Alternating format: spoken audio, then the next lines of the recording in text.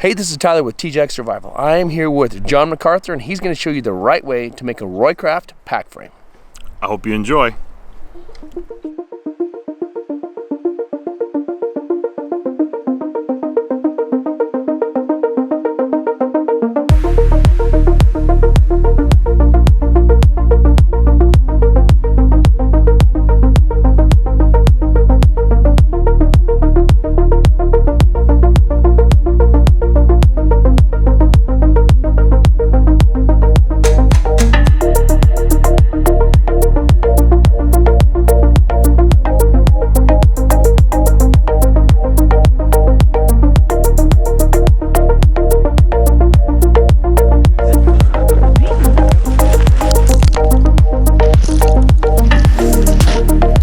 Alright guys, we're going to get started here. So as you guys know, I'm John MacArthur, and today we're going to be covering in this instructional period the Roycraft pack frame. So we're going to go over the material selection, which you guys have now pretty much have down pat from the other projects. We're going to talk about Tom, who he was, and the influence he's had on today's modern bushcraft, and most importantly, how he was able to mentor Moors and to the person that he was, and then how he's affected us. So, as you all know, one of the projects we've done was the Roycraft pack frame, or sorry, the Roycraft emergency ski shoe. So this was something Tom developed as an instructor at Jarvis Lake.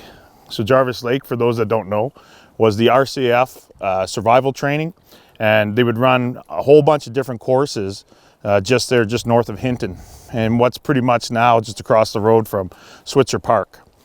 So once again, this was something that he put a lot of his work into, and to make things better for you when you're in the bush.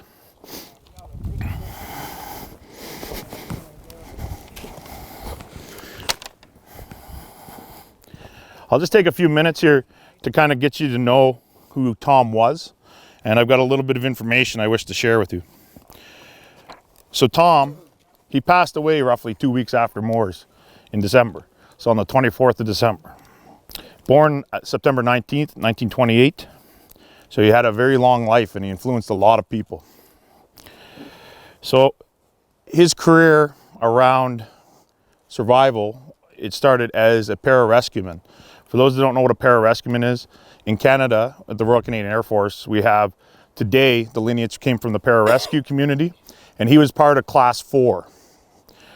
And what those guys do is they go into austere environments, wilderness environments, and they're basically advanced life care paramedics with a whole host of other skills: mountaineering, diving, wilderness survival skills.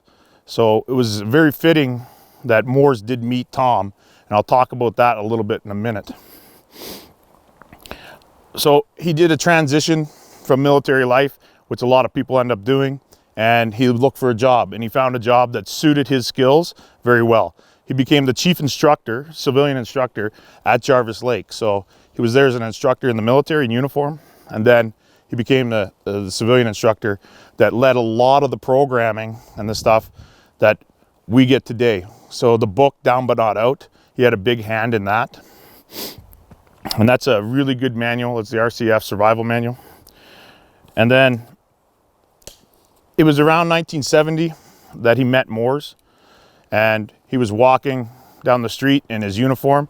He had full fatigues on, so the combat dress, and he had patches that said civilian instructor. Moors knew for a long time that Jarvis Lake existed, and he was very, very curious. Knowing Moors, he really wanted to know what was going on there. But being a military institution, they have, signs up that say no trespassing, military, right? So all this stuff. I was gonna grab this. No trespassing, no admittance, military only. So Moors was kind of intimidated to go up there. And then when he spotted Tim walking on the main street in Hinton, he went up, struck up a conversation. And for the first time, Moors was like, wow, this guy knows stuff I don't know, and he knows stuff I know. And that began the relationship would last the rest of their lives. So kind of being able to do this stuff and build the pack frame is very much about our lineage that here at Karamat and other people, other instructors. And this pack frame has been in video games. It's been in other books. Lars Velt's book. There's talks about the pack frame and the ski shoe. So valid skills to have. So I'll just share with you Tom's 3 chief factors in survival. And they were: don't panic, be prepared, and know how to light a fire no matter what. He'd always say, you know, strategically have waterproofed matches, so in a container, strategically in your clothing, in your pack, in your gear. So it was very much about being able to make a fire. But all Tom Roycraft needed to make a pack frame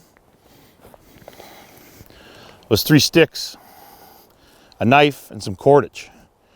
And you can really help yourself being able to move large loads over the land with relative ease once you're able to get it up on your back. And this was inspired in conversations with a gentleman that served in Korea with the Canadian Army during that conflict, watching the locals carry all kinds of stuff to market. They would carry, you know, pigs and bundles of rice and all this stuff to market on these triangular frames. Well, we talked about people being able to improve their environment and to be able to improve and make little changes. And Tom took that concept. If you look at some of the original pictures that Tom, of the first kind of iterations of his pack frame, it was a little bit bigger. It had a little longer legs. Well, the idea was originally when they were carrying it in Korea, they had long legs. So when the person carrying that weight needed to take, you know, a rest from their burden, they were able to squat down and the weight of the legs would be taken off them and they're able to take a rest. And then Tom, being a smart guy, saying, well, that has a lot of good use, but how can I make it work in the boreal? You think about all the shin tangle and the stuff that you'll be tripping over in the bush. How do I get that away? So over time, the ends got shortened a little bit, and then the horns up top got shortened a little bit, and then it became kind of what we're using today, the humble triangle. I was very fortunate to be able to meet Tom, and I just happened to have a Roycraft pack frame in my truck, and I got him to sign it, and that was in 2016. So that was one of those moments where you were able to see Moores act very kind of childlike, not in a bad way, but like he was with his guru, his mentor. He had a lot of respect for Tom. Now, I had a lot of respect, or still do, for Moores. So if that's being said, well then that means a lot. So I've really put a lot of work into trying to find out more about Tom, and he was a writer, he was a historian, he had very good skills in primitive tool making. Being able to tour his library was very impressive. It had a lot of books, and one of the things Moores told me was Tom was a very avid reader, and when Moores came on the scene and those two started, you know, because a symbiont relationship is, you know, where we help one another out. Well, there were certain skills, obviously, that Moores brought to that relationship, and one of them was his ability to get books. Moores would order books back in the day, you know, filling out cards to different universities, and every book that Moores would order, they would order 2. So that Tom's library, I would say the very highest grade books were very, very similar to books that Moores really, really revered with the knowledge. So one of the things here Tom talked about was it was lucky, right? It was lucky to feed the birds, the whiskey jacks. So we'll put a little offering out for them here. I've been baiting them in. There was a video I watched once that had Tom, and he had his Roycraft ski shoes set up, and he would take the leftover bannock and put them in kind of the rungs, and I did that with one of the snowshoes here, and then I have them down there, and I had them coming down. Today I got a whiskey jack to eat out of my hand, and that's, to me, a pretty good blessing to, you know, it's a sign, a good sign. So the humble triangle. Triangle is a very strong shape, right? There's a lot of stuff you could do, put a lot of pressure down, right? But there's a few little nuances we're going to go over to ensure that this is built sturdy, right? So that it should feel very robust. It shouldn't feel loose in your hands. So we're going to go over a couple strategies. So here today we're going to be rehashing the jam knot. And I'm going to show you another little technique to get a little bit more out of the jam knot so it becomes that very, very strong knot. Another thing we're going to be doing here is we're going to be teaching the constrictor that goes on the top. And that will become a little bit more apparent. And that is the constrictor knot and the jam knot are two knots, me personally, I never had in my repertoire before I met Moores. And they have now become some of the best knots in my arsenal of knots. One of the things that we're trying to do here at Karamat is to put tools in your toolbox. You guys came here for a whole bunch of different reasons, but the reasons we want you guys to leave with as instructors is to have skills that you're able to rely on in the bush. You think about how this dovetails into Moores is saying, the more you know, the less you carry. Well, there's a lot of stuff that you can start to do to start improving your environment when you're out in the bush by knowing a few skills. And right now, if you think of it as each skill we teach you is a piece of Swiss cheese. And what we're doing is we're stacking these pieces of Swiss cheese. Not any one of these skills. We didn't show you guys, here's the multi-tool of skills. We're showing you little scalpels. However, those little scalpels, when you open up that drawer, they become your weapons to fight Mother Nature when the chips are down, so that you can make sure that you come out on the other side. And as we layer those pieces of Swiss cheese, you think about the randomness of the holes, because everything has a little hole. Well, now with multiple layers of skill, you start to be able to protect yourself while you're out. One of the things that I talked about with Moores was how to write a book, how to put the book together. And one of the things that he spoke about was in pictures, there's a lot of, in books, they're missing the point. The pictures should have all the tools you need in the picture to help you understand. Everybody can agree there's different learners here. We all learn in different ways. And some people can read text and they get it. Other people, they need to have a picture. Some people need to be explained to. So here on the table, oh, look at this. Our old friend, the Harleton H buck saw, okay? Well, we built this tool because if we're gonna be out in the bush, you're gonna put this together out of your survival kit, you get your blade out, you get your saw built. Well now, once again, those are the core building blocks of your survival skills. Now you have a tool, a physical tool that will allow you to start to work. And we will be able to now use this, because this is a functional piece of kit, to help make the pack frame.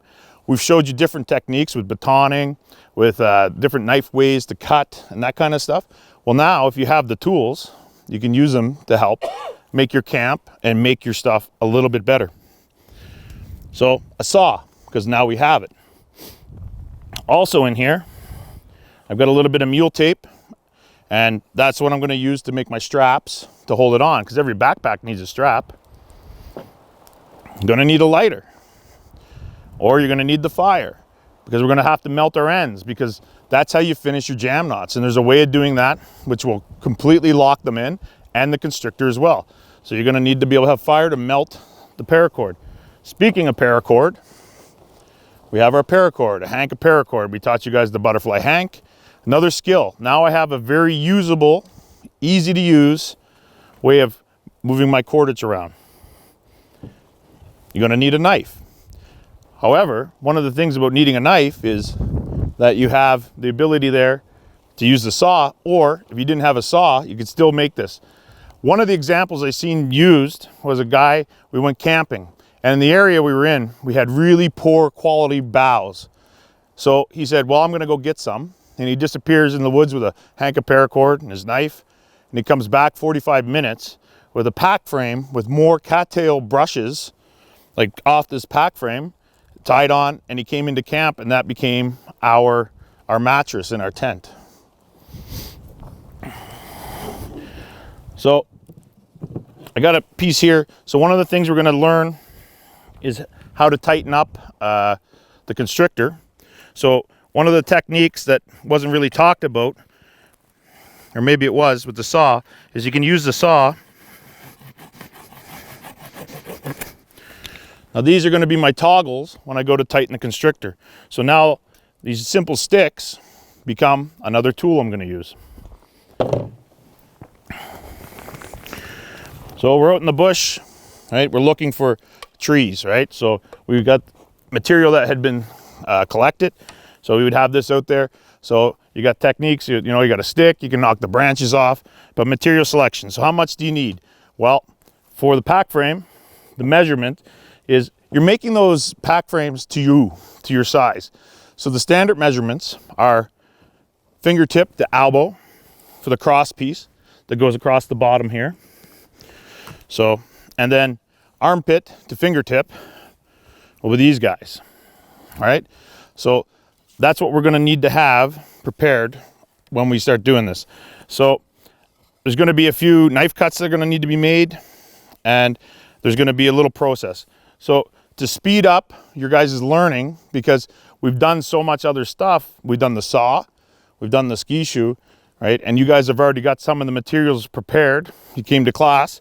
What I'm going to do is I'm going to show you guys a couple of the things that need to happen with one of these. So straight off, I'm just going to cut this guy open, take off the parts.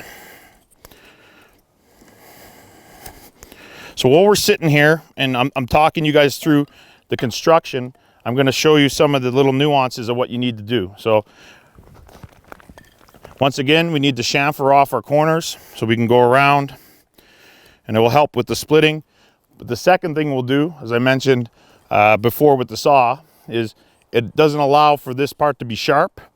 When you cut the material off very sharp, it leaves the ability for that to rub on your body. And anybody that's ever tabbed too long with a rucksack on will be able to tell you about the scarring and the blisters you can get on your body. Well, the last thing you want to do is introduce another piece that's going to affect your ability to survive. And the last thing you want is something wearing a hole in your body. This one here, simply, all you guys are going to do with this is you're going to take this and you're going to put two flats on the ends. So there's different techniques. You guys have all, you know, you've been here almost a week. So I'm just going to take my knife and I'm going to put a flat on that side. So once again, I'm going to go down the same side, set up. So that will be the first piece that you'll have to have done, is the two flats. Now, you don't have to reshape. We're not making furniture. This was meant to be an emergency pack frame. So the two flats are simply that, and you just need to make sure that they're flat from one another. On the uprights. So this is where it gets kind of, you got to pay attention, because there's a little detail that we want to talk about here. So you're going to get a flat on here. So flat. I got my flat. And then on here, I'm also going to do a flat here on this end, and it's on the same plane.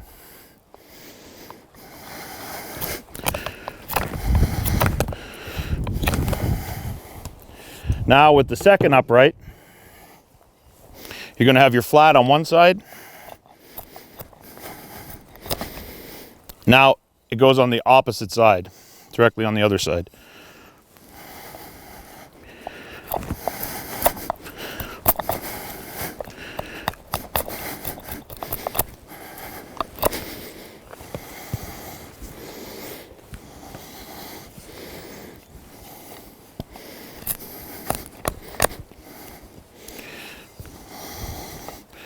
So you see what we did? So as you guys are sitting there doing that, you can start carving those pieces out. And now I'm going to talk about the assembly. Once again, we're going to talk about the jam knot, and I'm going to show you a couple little things to be able to get the maximum tightness out of the jam knot. So first off, with your hanks, you can pull off an arm span, and I might just go a little bit more. An arm span plus. Once again, I'm going to tighten it back up, pull the button, And I'm going to trim this guy off. So we're doing 2 knots. And the first one's going to be the jam knot. We're going to start establishing the frame of the pack. So we're going to remove the mantle from the kern, or the kern from the mantle. If we were in a survival situation, you would keep this. But here at camp, we're just going to take it and we'll get rid of it so it's not laying about.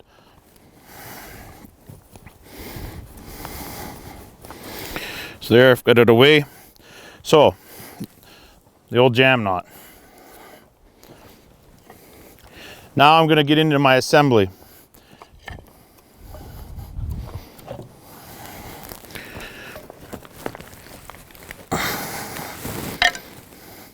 So jam knot, make an overhand knot, that becomes the stopper.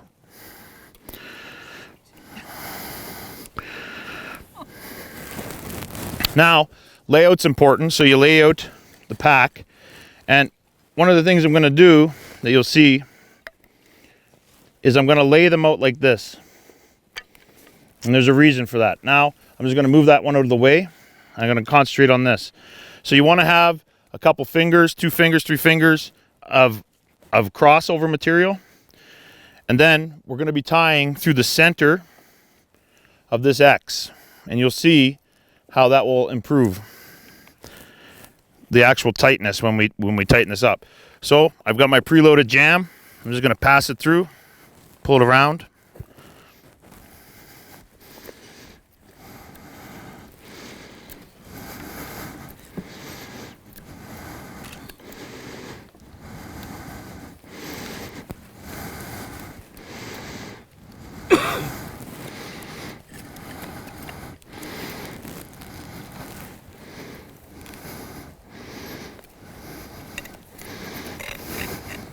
So I do my pre-tighten, then I might loosen off. Remember, we loosen it off so we can do the inversion, just like Top Gun, but better. So now I've got my locking loop pulled through. Now I'm going to bring this back down.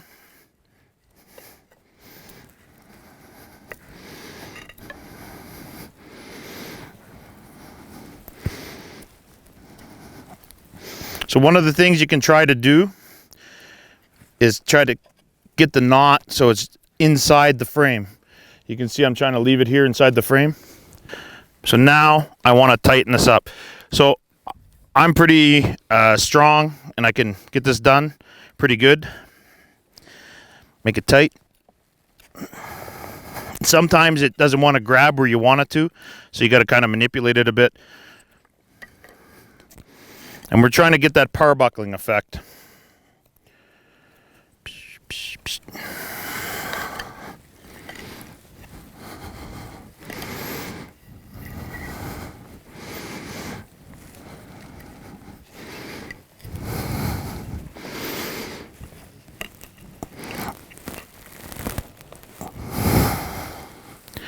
Okay, so I'm happy with that. I've got it as tight as I want it right now. So now I'm going to start bringing down my locking loop and tying this off.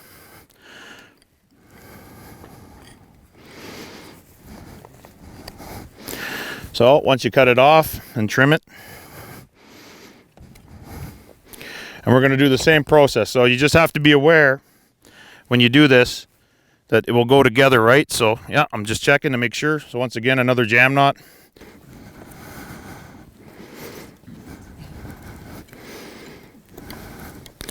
Oops, I kind of crushed that one.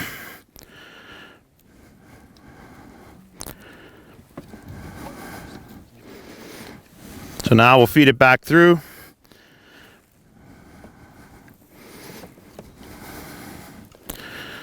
Collapse the jammer. And once again, we'll bring that in.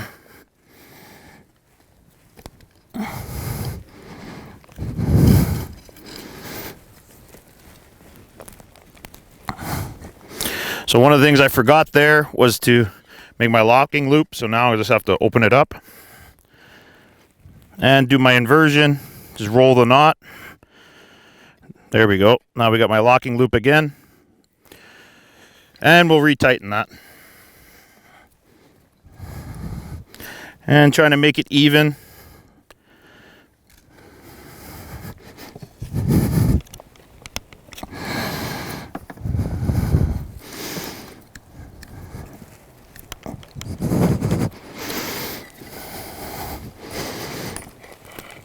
And sometimes you can use a finger, and you got to almost put a brake on the so it doesn't spin on you. There, and I'm happy with that one. So now, once again, I'll tie this off.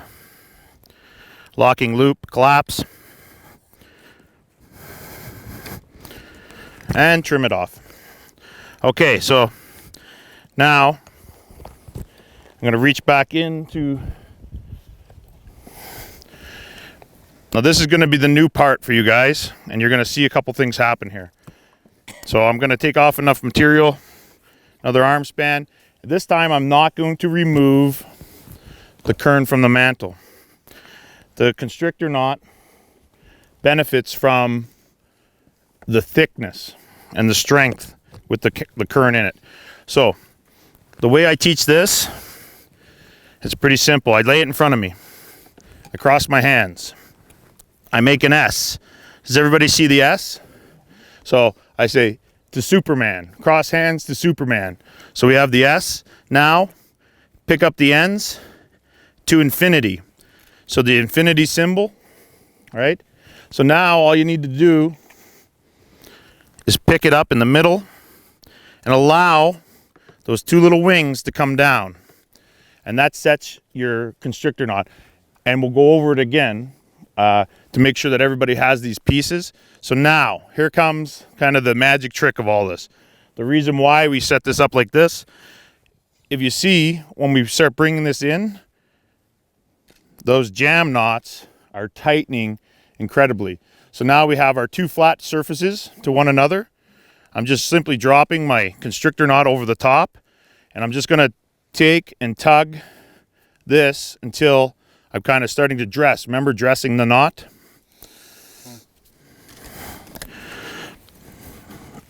So does anybody know how to untie a constrictor knot?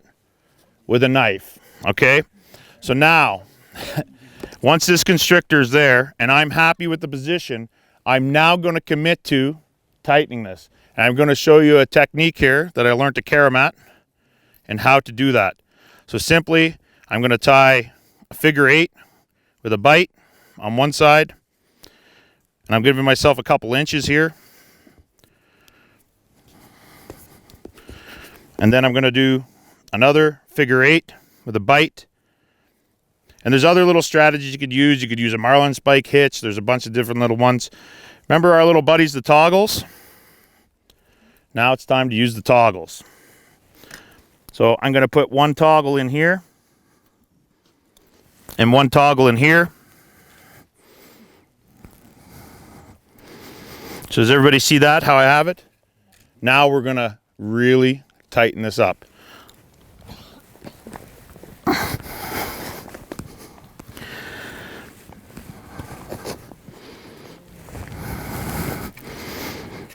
Now just, if you're quiet for a second, listen to this.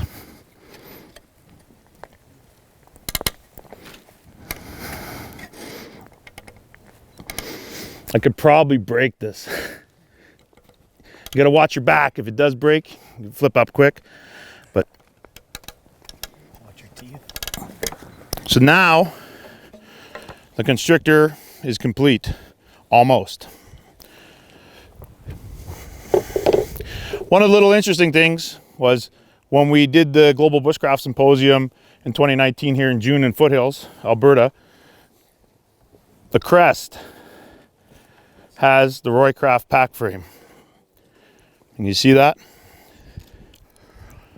So this is also a symbol to us, a symbol that allows us to change our environment, a symbol for us to be better. So now I'm going to take this and I'm going to trim it, and I'm going to trim this one a little bit closer.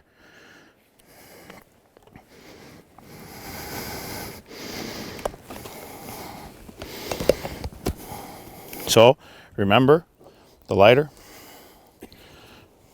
So to finish off a constrictor, this might need just a little bit of warmth.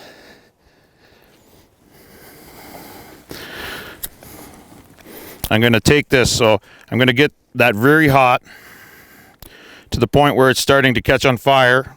What happens with this stuff? Well, it starts to melt, and that's what we're looking for. I'm going to take the side of the lighter, I'm going to mash it in.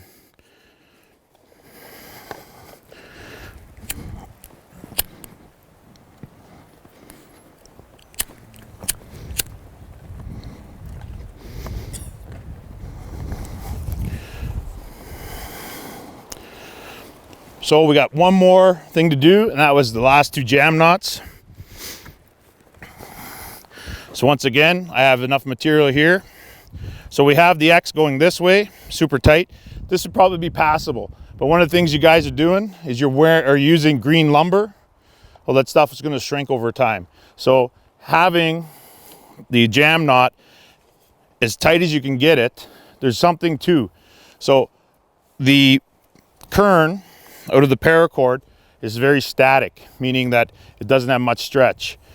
The mantle, on the other hand, has an incredible amount of stretch to it. And we're taking advantage of that stretch. So we're leaving basically a very taut piece in there. So now we've gone this way, so now we need to go this way. So I'll go around.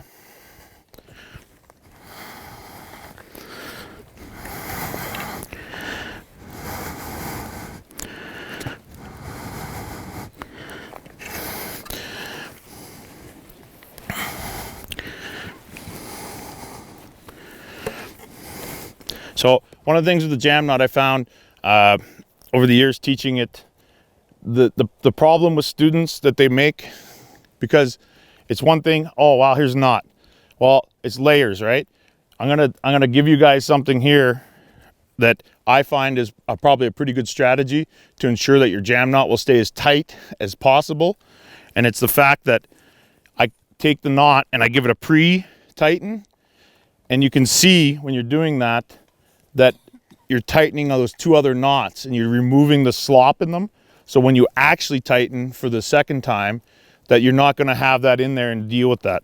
So now once again, I'm going to loosen it off, invert my knot, and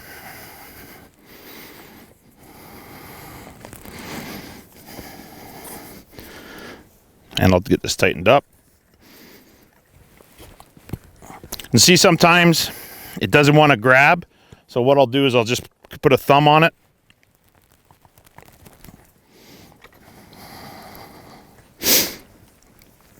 Now pull it through. Terminate that knot.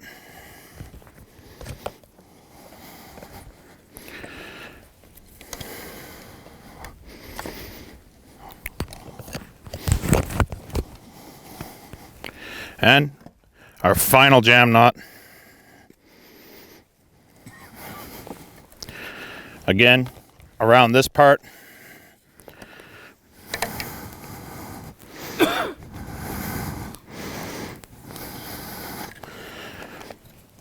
So one of the things that I've noticed is you have to understand sometimes how it's working.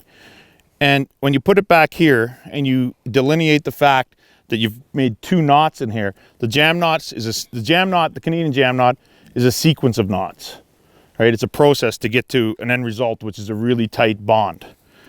This is just 2 simple knots, but what you're doing, if you watch, it's a jam knot walks to the stopper knot down the line. Now, once again, I'm going to do my pre-tighten, get the slop out of everything, and my loosen,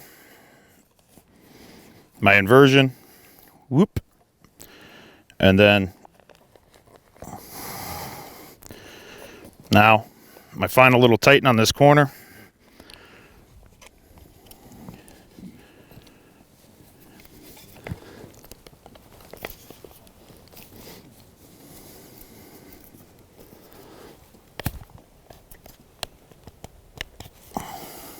And I'll lock this off.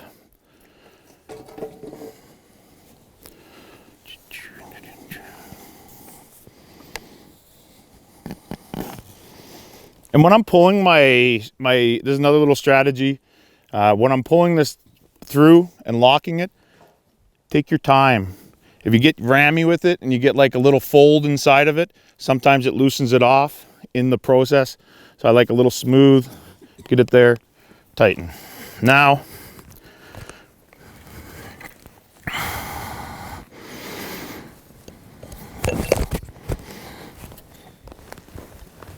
we have our frame built, and I'll give it a chance here to pass this around, but the last piece we'll do is some mule tape here. Can I get a volunteer, please?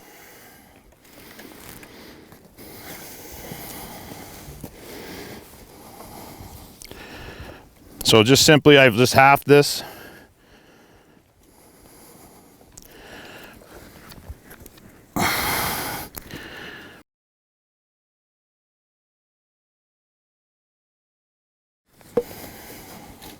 Now if you could just put it on, grab that. Okay, so I'll get them to turn here. So an important part of it, right, is coming over here and then back, hold that. And then coming over here, nope, I got it, just like this. Notice I'm grabbing both inside. That allows for the suspension system.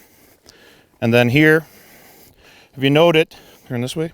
If we note it, we had a little loop already tied in. Now you can tie it. What might you put here? What did you learn with the trucker's hitch? You learned the slippery sheet bend.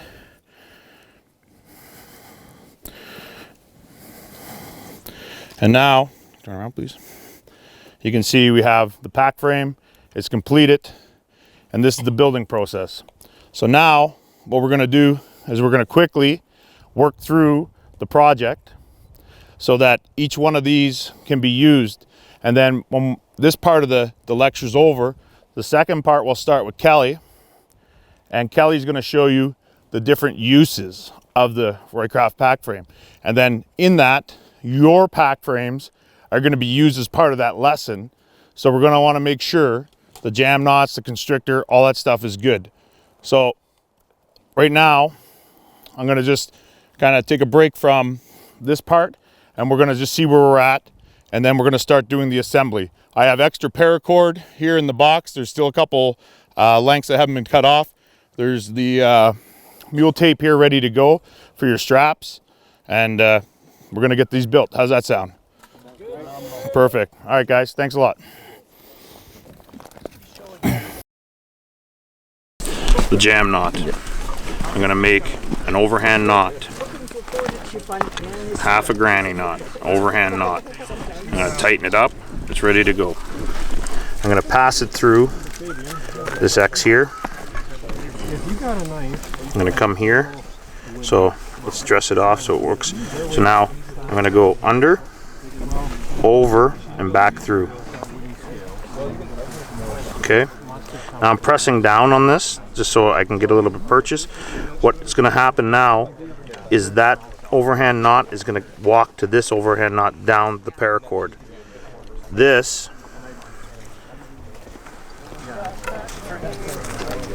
I'm going to tighten it, and you'll see I'll collapse it. Everything kind of tightens up a little bit better.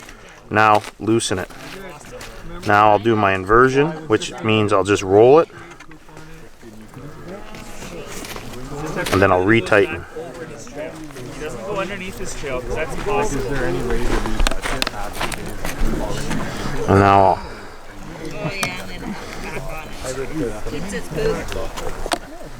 Now I'll walk this underneath to get everything on the same side. So now I have that locking loop. I'm going to take my other end, and I'm going to go through the hole. So now I'm going to walk that locking loop down to shrink it, to shrink it, to shrink it. So we're almost there. And then I'll walk it in. Pull the knife. Put the knife away. Now we have that done. Does that make sense? Okay, so now you need a piece with the kern in for the